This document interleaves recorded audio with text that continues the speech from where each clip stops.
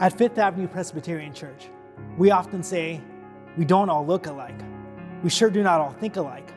But by the grace of God, we are united, knit together as God's people. We really believe that. As we can imagine ways that we can move towards racial justice, we begin by telling our stories. This is Fifth Avenue's Courageous Conversations. My name is Eric Daniels. I've been coming to Fifth Avenue Presbyterian Church for 22 years.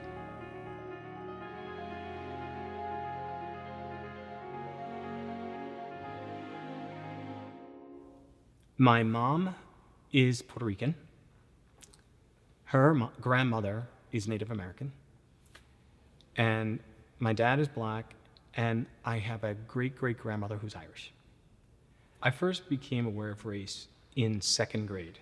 I was 7 years old, and we were asked to form groups for a kind of a team project to write a story, and then photograph the story and put a book together. And I went over to a table where some of the kids were gathering, and it just so happened that all the kids at the table were Black. And this one kid said, you can't be in this group. Why not? You're not Black. And I was really upset about that. I went home to my grandmother, who was living with us at the time, and I asked her what color I was. It never occurred to me until then. And it turns out that the boy that said that to me was a cousin.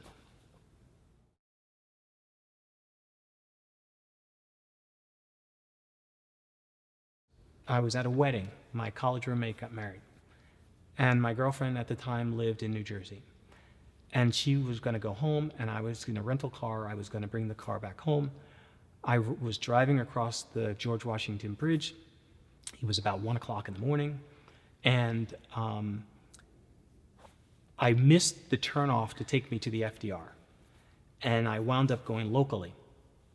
And then I was trying to find the entrance to the West Side Highway to go downtown and go across at 65th Street. And out of nowhere, cops, right behind me, the siren blaring. I stopped the car. I thought they were going to go around me. I thought they were looking for somebody else. So I stopped, got out of the car, guns drawn, flashlight in my face, searching the car, and screaming at me like I had just escaped from prison. And I was frozen. I couldn't do anything. I couldn't even respond. And they did tell me why they stopped me. They told me that I had gotten in the way of them pursuing somebody. And then I said, why would they stop me if they were in pursuit of somebody? Why didn't they just keep going? You know, this is New York City, there's lots of cars. And that was definitely racial profiling, you know. And I couldn't move, I couldn't drive, I didn't want to drive, my hands were shaking. I really had to calm down for a while before I could go home. Those instances are not isolated. They certainly weren't the only ones. It's happened, it continues to happen. Maybe not as severe as police brutality that you're seeing, but it still happens on many different levels, some subtle, some overt.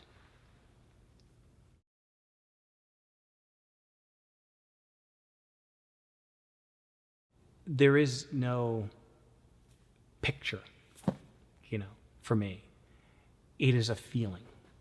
I have to feel the kingdom of God. I can't see it because it exists for me in many different forms. And my life has changed, and that has changed. I felt the kingdom of God in fellowship. I feel the kingdom of God when I volunteer and do Meals on Heels and work in the homeless shelter. And I also feel the kingdom of God when I take what I've learned here and I bring it outside and come up against people that think I'm crazy for going to church.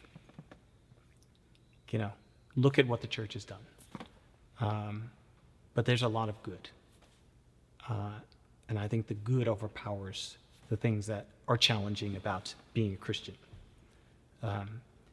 That's when I feel it.